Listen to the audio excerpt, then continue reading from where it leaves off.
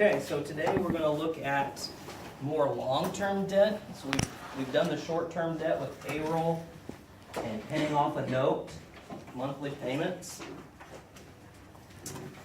And today, so we're going to look at bonds, which is a good way to raise money if you're a bigger corporation, a bigger company. And then we're going to do the two bond exercises. If you're in Blackboard and if you're looking at your computer, I've renumbered them. But if you printed them off, this is probably what your numbers were. If you printed them off before yesterday, I changed the numbers so I mixed some things around, took some things off that we're not going to get to. So if you had already printed them off, we're not going to get to that zero interest one that was the original number 44. So these are the two we're going to look at today. And then after break, so we're not here until a week after Thanksgiving. It'll be our last day. So we have the three things, our normal three things. The Wiley Plus, week 13, which that shouldn't be too hard. Like this last week's shouldn't have been too hard for you. People in Anderson told me it was the easiest one they've had so far. I don't think this week's is all that much harder, if any. And then the pre-lecture over stocks. Kind of go through that chapter a little bit, the stocks. And then the graded homework I talked about on Tuesday. You already knew enough to do that on Tuesday if you wanted to. I don't know if we're going to do a quiz in this class over these last 2 weeks on Tuesday or not. It kind of depends on time, on how we're doing with time. My Anderson class will be taking the quiz because we'll be meeting on Monday, and we're not going to really hit anything new because we're going to review on Monday and then have a quiz. We have the extra time, but in this class I don't know if we're going to or not. But the quiz, if we do, would be very similar to 43 and a half. So if you can do 43 and a half, especially without notes, then you should be really good for a quiz. All right, let's go to bonds. The last thing in liabilities we're going to talk about. There's a whole, bonds can get to be very complicated, but we're not going to get that complicated in the bonds. We're just going to look at issuing a bond that usually is a little bit different than the market rate. And I'll explain that. But let's first explain just a little bit about them. The good, the bad, pros and cons, as you can see up there.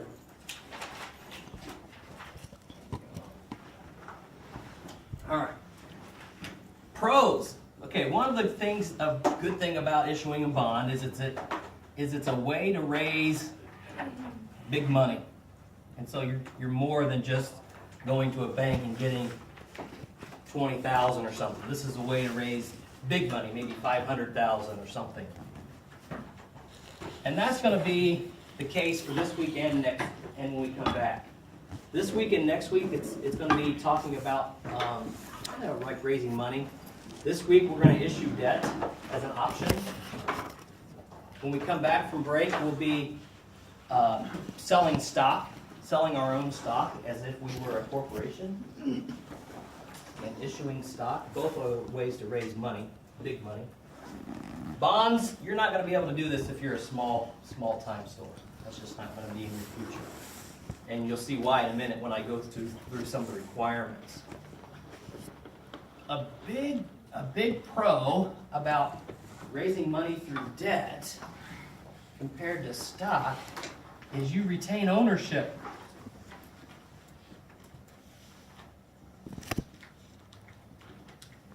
If you issue stock, you get the money, but you're also giving up ownership rights. You no longer own all of your business. However much stock you give up, that's how much rights you have given up. But when you issue debt, like in a bond, you still own your company. One of the cons of issuing debt is you obviously have to pay it back. And you have to pay it back with interest. It's a con for a bond or liabilities. You have to pay it back. But you'll see as we get into the following week, with stock, you don't have to pay back stock. If somebody invests in your business, you're never guaranteed to have to return that money to them. Depends on how the company does. And if somebody buys stock from your company, you don't have to pay them interest, or in that case, dividends. And we'll talk about that next week as we get to that, the following week. So a couple pros and cons.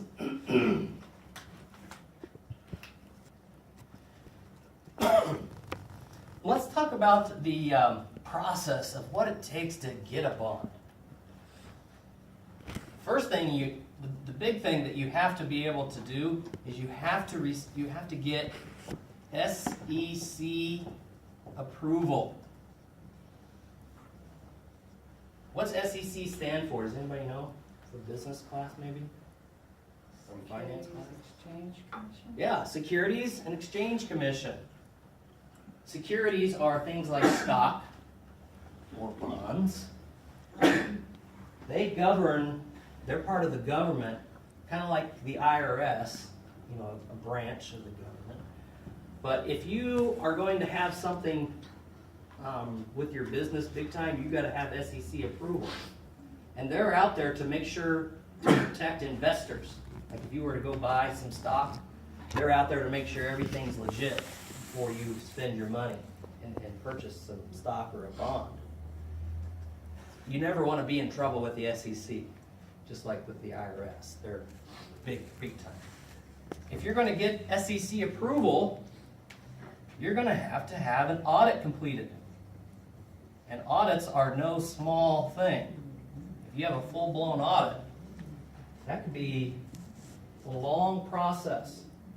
A CPA firm comes in, they look through all of your books, spot check them, see if you're doing everything in compliance with GAAP.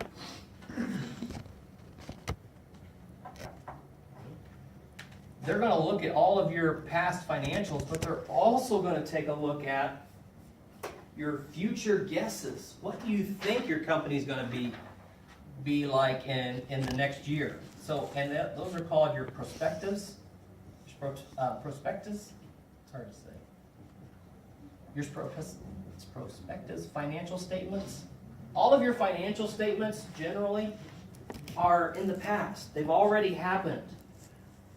It's already past 2014, and you're now in 2015, and you're going to prepare the 2014 financial statements because you already have all the data. This is looking into the future, thinking, what do I think is going to happen with this company? Where do I see it going with my best estimate? And then generally, now this may not be as much anymore, maybe they're more electronic, but you're going to have to actually print your bonds. Print bonds, and I'll put provide specifics on bonds. Meaning, how much money are you looking to raise, and what interest rate are you going to offer? So it's a difference between SEC giving you approval if you're going to try to raise $100,000 versus $800,000. SEC is going to be maybe a little less likely. Are you going to be able to pay all that back? They're going to take into consideration your audit and what your future financial statements possibly are going to look like. To explain, well, the last thing before we get into a bond, there are two types of bonds. One is called a secured bond, and the other is unsecured, and it's also known as a junk bond.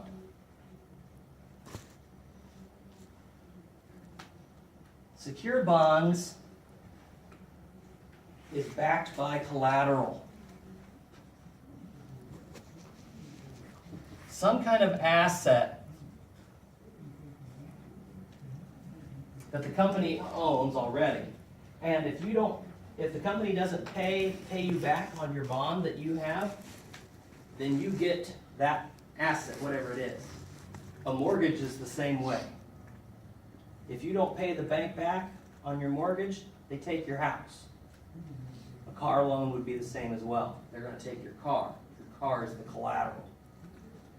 An unsecured bond or a junk bond is you just have nothing to back up on.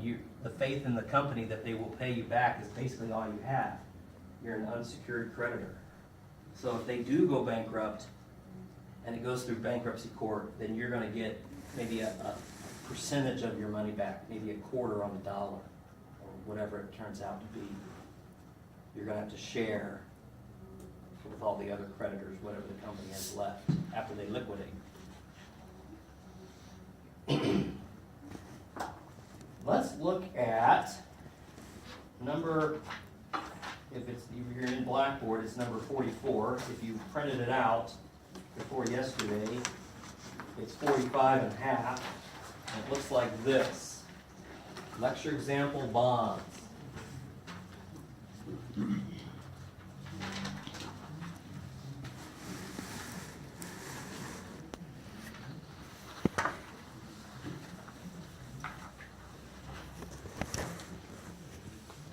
And I recently changed the numbers, so before yesterday it was called 45 and a half. I've now changed it to 44.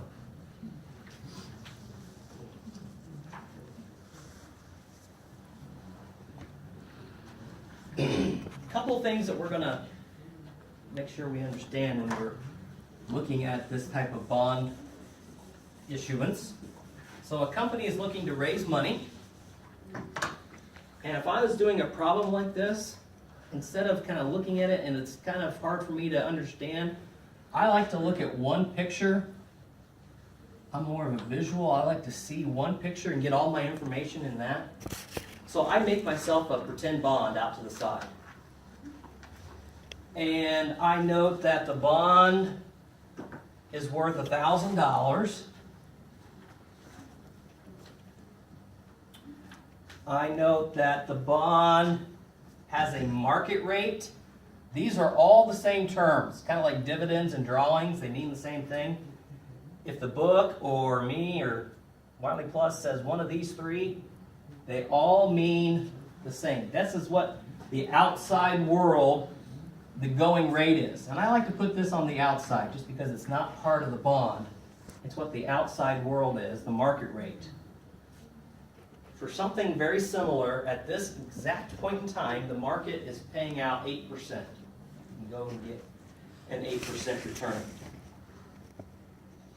However, on my bond, and these are the same, these all mean the same. The stated rate, what's actually on the bond, or the coupon rate, nominal rate, they all mean the same.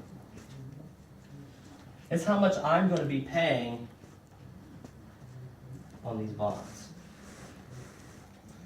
And the last couple things that are needed, I'm paying interest semi-annually.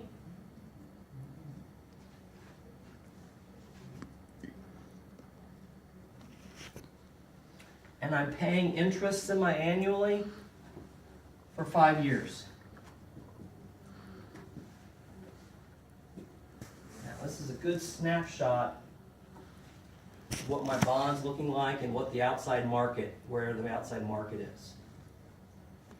Remember, to get SEC approval, I have to do all of those steps that I had listed, give them how much I plan on issuing, what my rate is, for how long. And so when I get SEC approval, back then, maybe 6 months ago, the interest rate was 6%. The market has now changed. Now the going rate's 8%. Who would want to buy my bond at 6 if I'm going to give them 6% interest when they can go down the street to another company and get 8%? No one. No one. Not as it is right now. And I can't go in and just say, we'll change it to 8%. No, the SEC approved it at this. And this is, I can't change this. And I can't change this number either. But there is one thing I can do to satisfy investors and to get them to like my bond. What do you think that would be? Remember, I have to pay them, if I give him this bond, that tells him in 5 years, I'm going to give you $1,000, and over those 5 years, I'm going to be paying you 6% interest on the bond. But what could I do to entice somebody to buy my bond and I'll give them $1,000 in 5 years? What could I do to entice them and not change anything on my bond, though? You would take and you'd give it to them at the 8%, but it would be like you'd have to take like a loss on your, and the company, like it would be almost like a discount or. Okay, you're on the right track, good. What's something I could do is, instead of selling my bond and telling them they have to pay me $1,000, maybe they only have to pay me $950, maybe $900. At what point will an investor say, that's a good amount? If I pay you, company, $900, you're going to pay me back $1,000 in 5 years and the interest? Well, where is that number at? That's what we're going to do here. Find the present value. What's the bond worth right now? And you're going to need your charts. We're building up to the charts, and now we're using the charts one last time.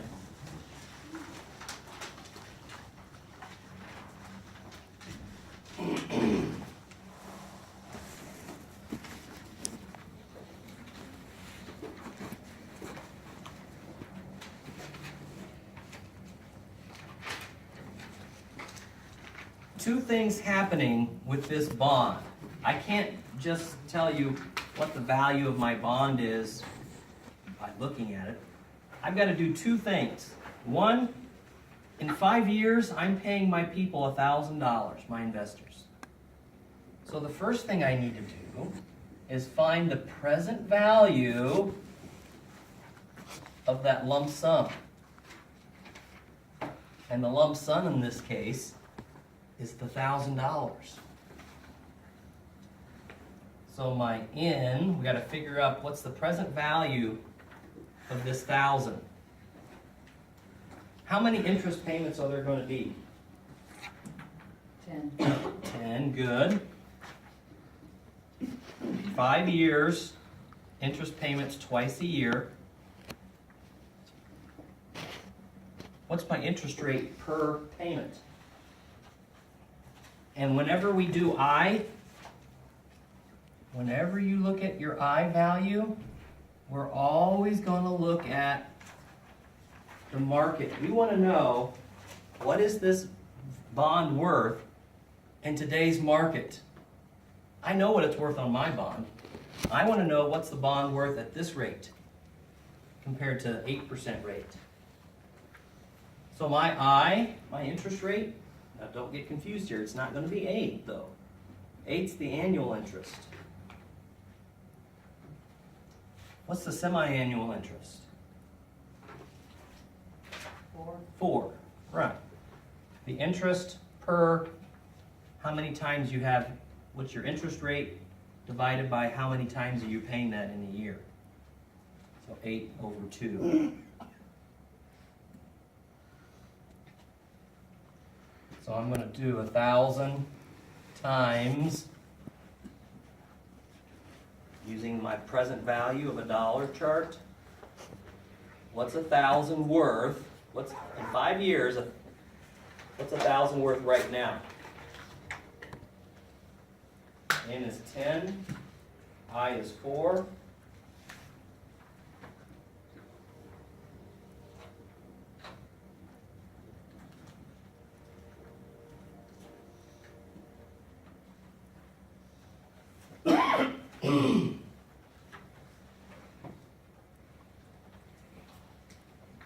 Assuming an 8% return,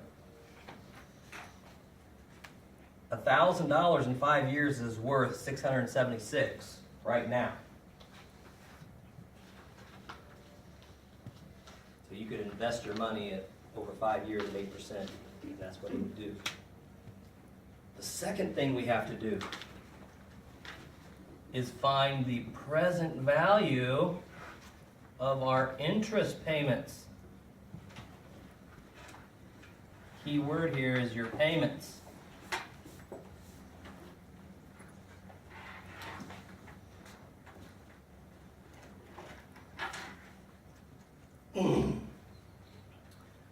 How much interest am I paying every time I do pay interest semi-annually? How much interest am I paying the investor?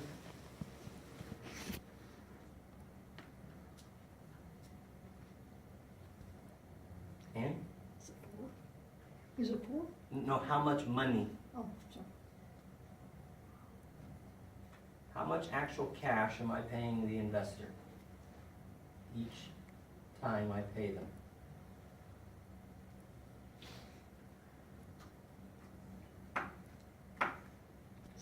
So then wouldn't that be 40?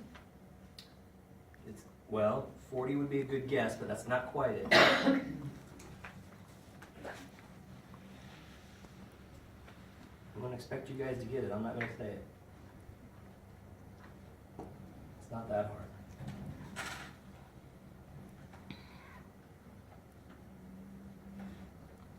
So 60? On the right track, but it's not 60 because remember, at every time I pay the interest, I don't pay it just once a year.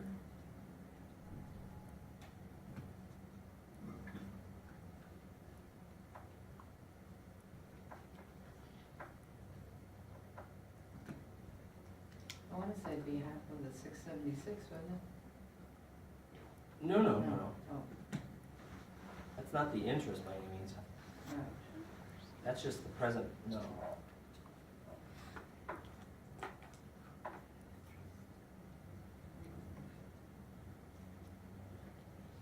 How'd you get 60? The problem says they would receive 6% semi-annually, Right, so So it's 120, you pay twice, other way. so 30. 30. $30. I'm gonna pay them 6% of the bond value in a year. So in a half a year, I only pay them $30.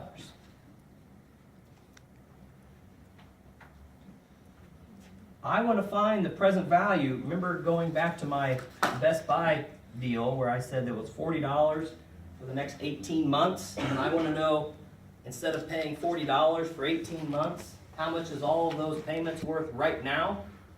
That's what we're doing with this. Instead of paying them $30 for the next 5 years, 10 times total, how much can I pay them right now and it would be the same?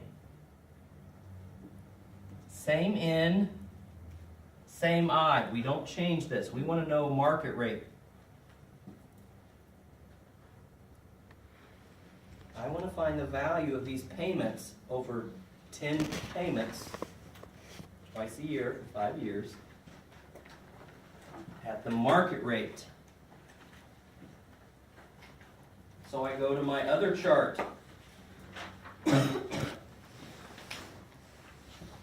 Present value of an annuity.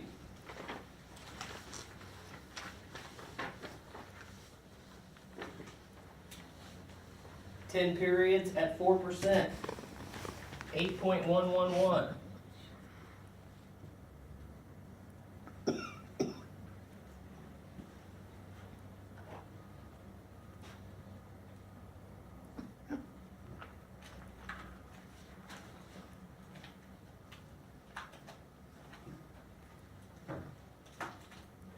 So 830 times 8.111.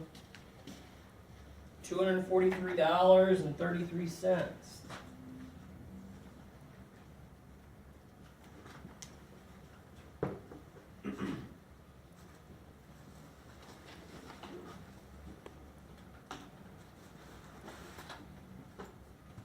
I just have a question about the way it's worded. Do you know if they're gonna, like, the possibly do in the future, if they're gonna be worded in a similar way? Cause like the way I read it is like they'll receive 6% semi-annually. Interest So- rates, you always have to know that interest rates are always stated in a year.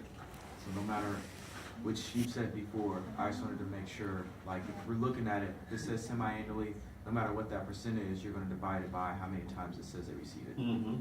Yep. So, what's the present value of my bond? These two added up. My bond would sell on the market for $6.76 plus the $243.33.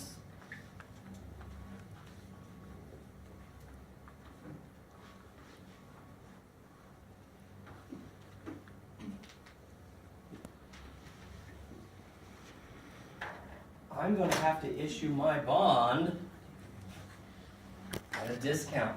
JC, Can you explain how you got 30 again? In B? 30? Yeah. Yep, right here.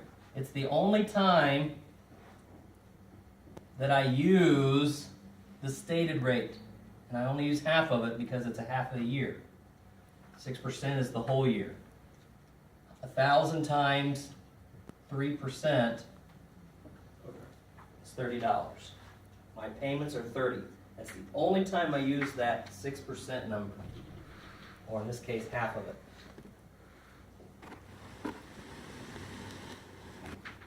So the next question on that sheet is, why are bonds issued at a discount? Well, bonds are issued at a discount because they have to be. Because the stated rate, what I'm paying, is less than what they could go somewhere else and get in the market.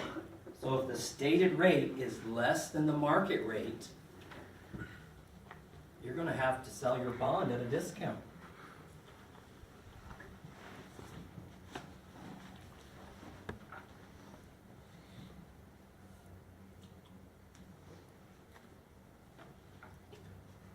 And it's just the opposite if it's the other way. The next question there says, why are bonds issued at a premium?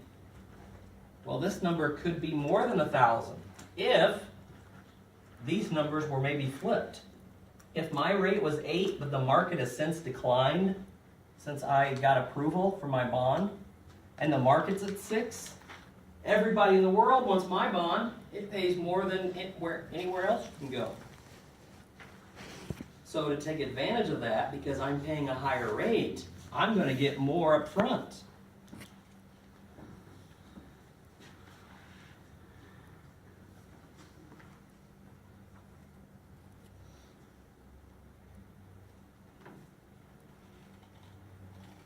Let's begin to look at how we're going to journalize this now.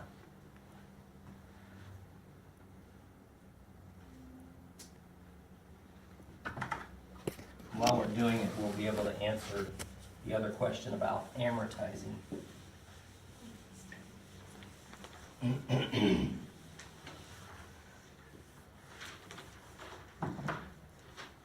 Okay.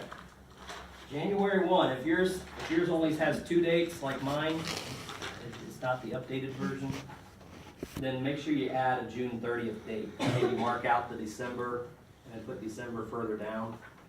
You should have 3 dates on here.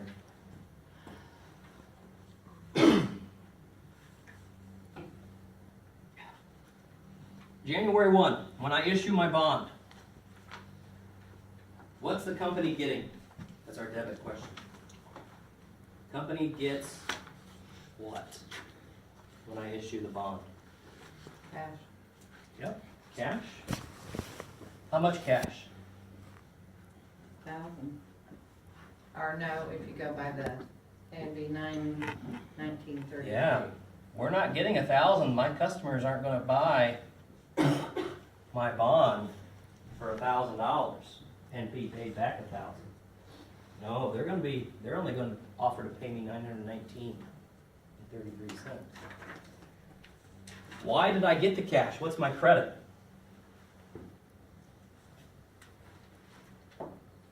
Why did I get money? Because you sold the bond.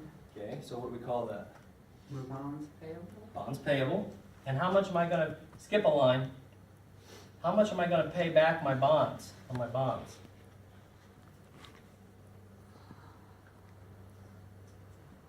How much do I need to show that I owe?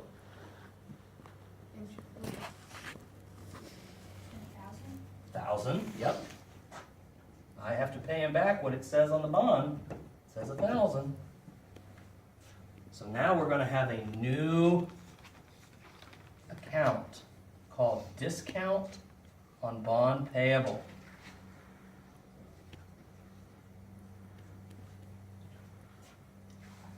Discount on bond payable, if you're looking at the liability section, it goes right next to bonds payable. Bonds would be a long-term liability. So we had 1,000. The discount would be kind of like accumulated depreciation. Goes right next to it. And it's a contra account.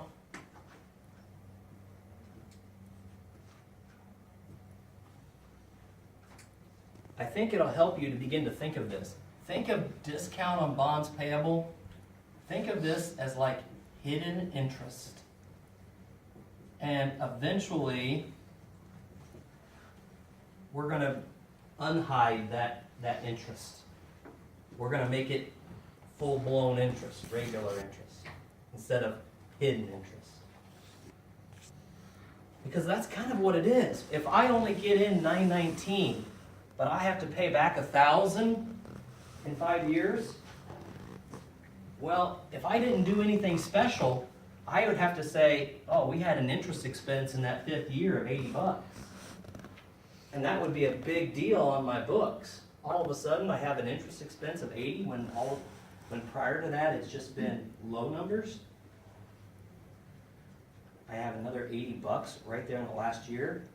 Well, to take care of that, we're going to do like what depreciation does. I'm going to, instead of having all the interest on that 5th year, I'm going to do it slowly, and that's called amortize. Amortize and depreciation are basically the same thing. Amortized is just intangible items that you're divvying out a little bit at a time. And depreciation, well, that's hard stuff that you can touch, that you are slowly expensing out over time. Instead of all at once and having one big expense, you do it a little bit, like depreciation does. I'm going to amortize this number over the interest payments. And the way I'm going to do it, on your paper it says effective interest. We're not going to do the effective, that's more intermediate level. We're just going to do the straight line. We're going to do straight line amortization. I'm going to get rid of this $80.67 over 10 payments. Just instead of over like 10 years, like we did with depreciation, 7 cents.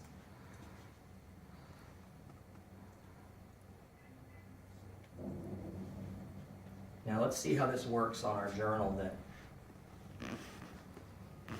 So we issued the bond. Now it's been 6 months. It's time for our first interest payment.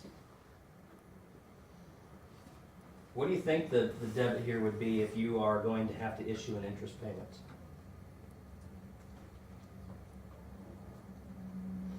An interest expense? Yep, interest expense. Now, we're going to leave that blank for a second. And I'm going to come down here and do my credit. I have an interest expense because I'm paying my investors money. And we already determined how much I'm paying them every 6 months. How much was that? How much am I paying those investors every 6 months? $243.33. How much? $243. No? No. How much interest am I paying them every $30. $30, yes, $30.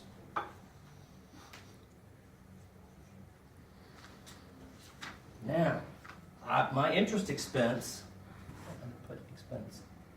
My interest expense isn't going to be 30 though, because slowly I'm going to include this into my interest number. I want to slowly get rid of this discount. So at the end of that 10th payment, I don't have any discount left. I don't have any hidden interest. I don't want it to be hidden. I want to slowly get rid of it.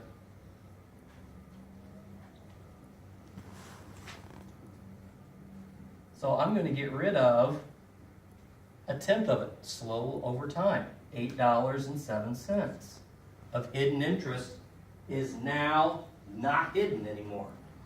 It's now interest expense.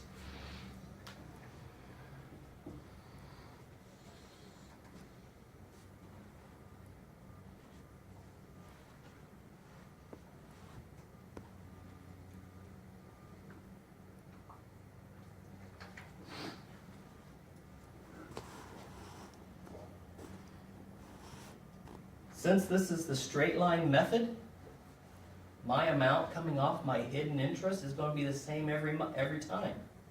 The amount that I pay, the 3%, is going to be the same every time. Thus, this entry is going to be the same every 6 months. Interest expense, $38.07. When I paid cash of only $30, I take another $8 off of my bond payable.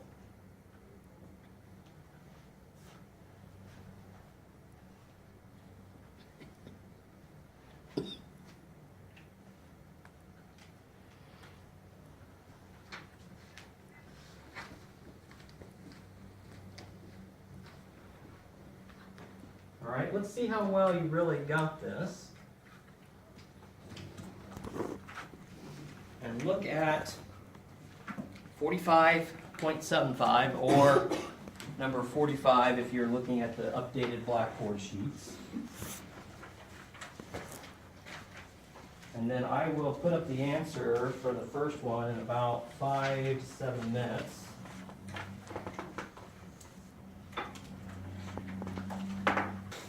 Is make a little bond up at the top to help me kind of visualize what's going on.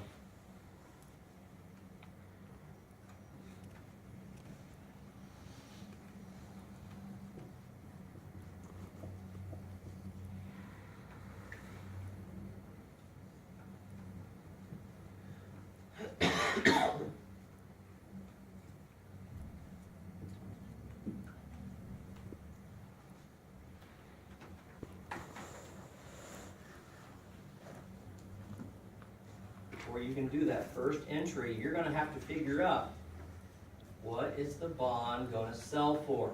It's not going to sell for $1,000 because the interest rates are different. In this case, just like our example, the market is higher than the stated rate.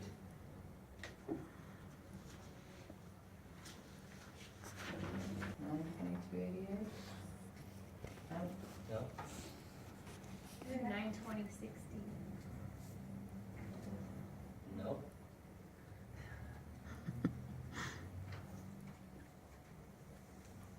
It's 835.48. Nope.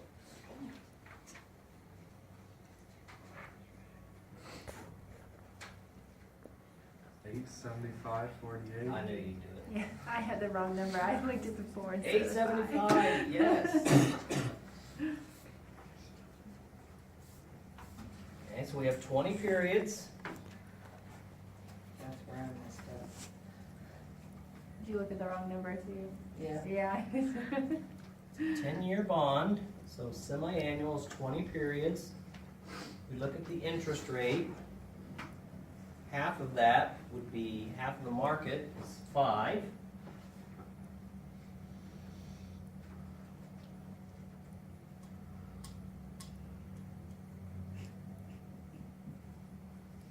So $1,000 is really only worth $377 in 10 years. Or it's only worth that right now if I'm going to give them $1,000 back in 10 years. And then we look at the interest payments. All 20 interest payments of $40 a piece. And again, that 40 comes from, as I put here, the 1,000 times half of my rate because it's semi-annual. So I can't do all 8%.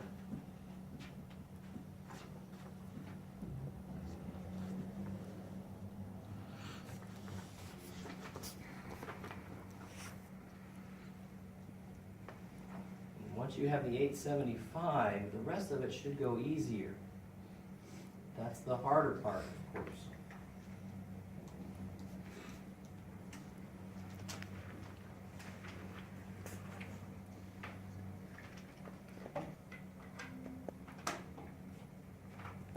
That's worth $1,000.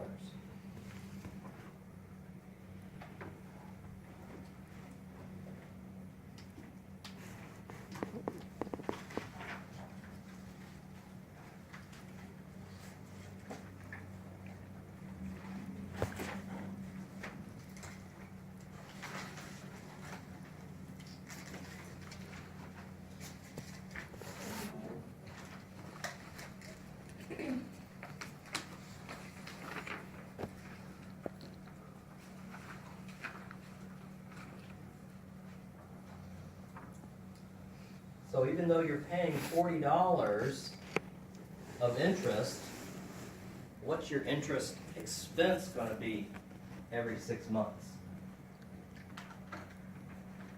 Higher or lower? Higher. Higher. Yep, and what amount?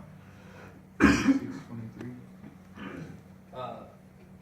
Well, what's your total interest expense?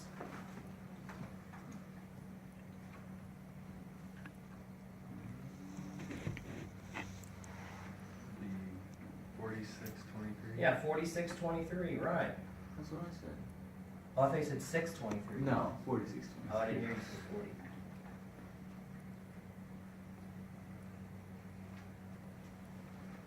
So I'm going to get rid of this 124, just like depreciation, slowly show that interest every payment. And we're going to have 20 payments.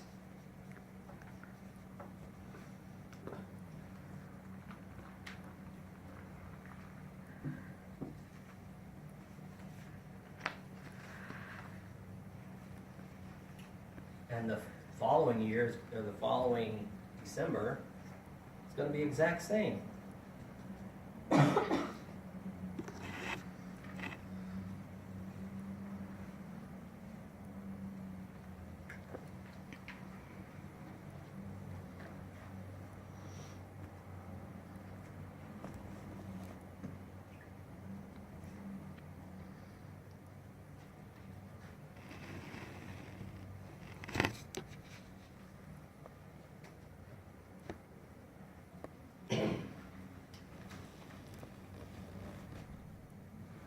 When you get to number 2, first thing, obviously, you're going to have to find the issue price of the bond. And number 2 is opposite of this one. The bond rate is going to be higher than the market. So you're going to sell your bond not for a discount, but a premium. If you have a bond payable, the premium is going to look just like the bond. It's not a contra. You're going to have a premium over here as a credit. Because you're actually bringing in more money than it's worth. Therefore, you're going to have a lower interest as well. Every time you pay interest, you're going to have a lower interest expense. So I'll give you a couple minutes and then we'll decide on what the exact price is of this bond issuance on number 2. The selling Got it. price of the bond is, 11,610. oh, close. Close. Trent? Very good. 1135. Yes, Trent, you got this. Bonds are usually the hard parts. 1135.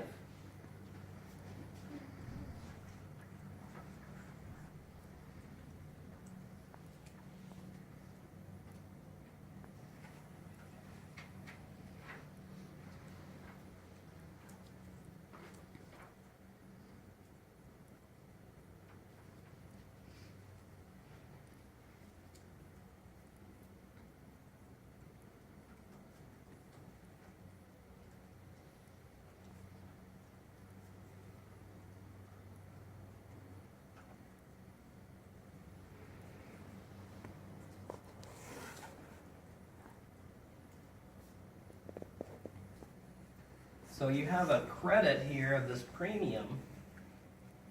Instead of the other way, we had a debit of the discount. So to get rid of this premium, we're gonna have to get rid of this credit premium, we're gonna have to debit it. Which is therefore going to lower our interest. This is like a hidden interest, but in a negative way. I'm gonna have to lower my interest expense, not my interest payment. My payment is still gonna be $50. But my interest expense total, I'm gonna take it down by $6.78. Because I'm really getting an extra $135 over the 10 years. And I'm just gonna spread that out.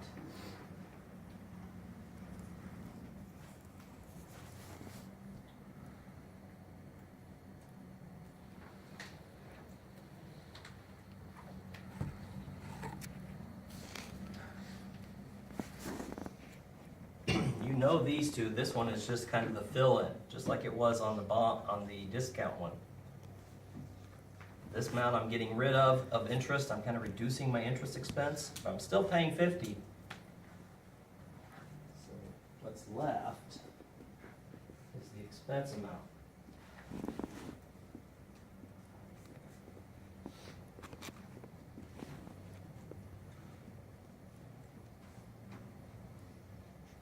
Number 3, we'll see what that is. In a couple of minutes, I'll ask you what the sell rate will be, what it's going to actually sell for.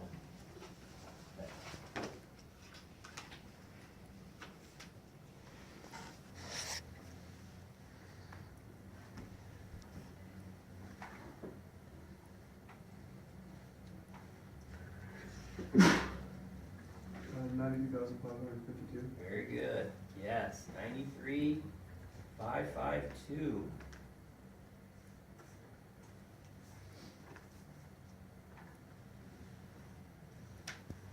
Periods over 5%.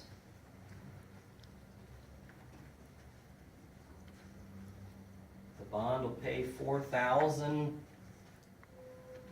a payment time every 6 months.